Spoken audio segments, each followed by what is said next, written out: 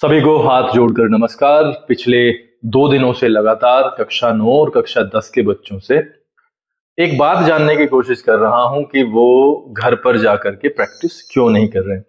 कक्षा 9 और कक्षा 10 में 5 सब्जेक्ट्स मेनली हैं और पांचों की प्रैक्टिस बहुत इंपॉर्टेंट है। अगर आपको थ्रू आउट पूरे सारे के सारे सब्जेक्ट्स में अच्छे नंबर लाने हैं, एक परसेंटेज बनाना है, तो 1 by 1 चलो पढ़ाई तो मैंने 2 दिन के लिए साइड में रख दी। 1 by 1 बच्चों को बुलाने का प्रयास है, उनसे बात करने का प्रयास है, क्योंकि कई बार चीजें छिपा ली जाती हैं। बच्चा घर पर जब आपके सामने होता है तो अपनी जान बचाने के लिए पता नहीं क्या क्या वो कहता होगा। जब हमारे सामने होता है तो आप अब देख पाएंगे कि वो क्या क्या कहता है। हालांकि बहुत सारी चीजें कहता है वो, लेकिन वीडियो में वो उतना ही बोल पाया जितना उसे बोलना था, और ताकि वो फिर से वो फंस ना जाए कि घर पर आप उससे क्वेश्चंस करेंगे कि ऐसा कब होता है, कब हम तुझसे काम कराते हैं, कब हमने तुझे ऐसा काम बताया कि तेरा सारा टाइम वेस्ट हो गया। तो उन चीजों से ज्यादातर वो बचने का प्रयास किया है, लेकिन फिर भी आप वीडियोस में देखेंगे कि बच्चा कहां तक इस प्रैक्टिस को इग्नोर कर रहा है।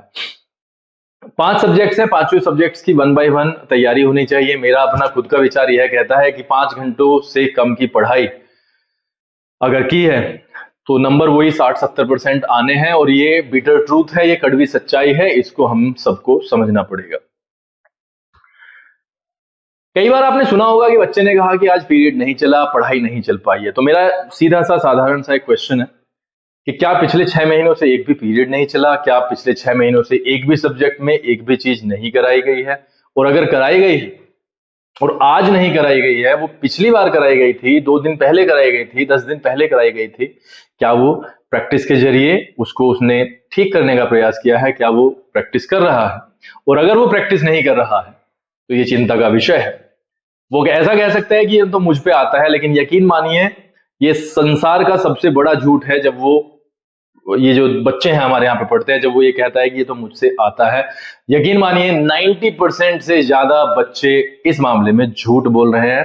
इसलिए आप कृपया करके, मेरे सभी माता पिता बड़े भाई बहनों से उनकी गुजारिश है कि आप उसे अपने सामने बैठाइएगा। मैंने जैसे कहा, 5 घंटे से कम की अगर वो पढ़ाई करते हैं तो वो सफर करेंगे, फेस करेंगे एक खराब रिजल्ट।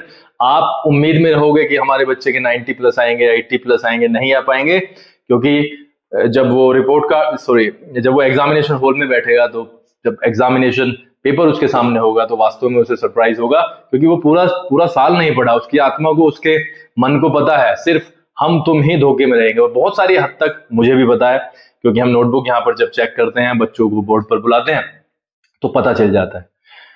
कई गार्जियंस बहुत सपोर्ट करते हैं, वो कहते हैं कि इसकी खाल खींच दो, पनिशमेंट दो, इसे बोर्ड पर बुलाया करो। वो सब कुछ हम करने के लिए तैयार हैं, बट अल्टीमेटली 12:30 बजे के बाद में बच्चा घर पर पहुंच जाएगा। और आप प्रैक्टिकली आप सोचिए, 35 मिनट हमें एक पीरियड में मिलते हैं, उसमें हर सवाल के बाद में हर बच्चे को बोर्ड पर लेके जाना बहुत बहुत कठिन है, क्योंकि एक सवाल में अमूमन 10 से 12 मिनट का टाइम लगता है करने में। और अगर ये प्रैक्टिकली पॉसिबल हम समझ के भी चले कि हाँ है, तो एक दिन में मुश्किल से 2 बच्चों का नंबर आ पाएगा। और यहीं पर ये फेलियर है, एक तरीके से पूरे सिस्टम का फेलियर कहूंगा।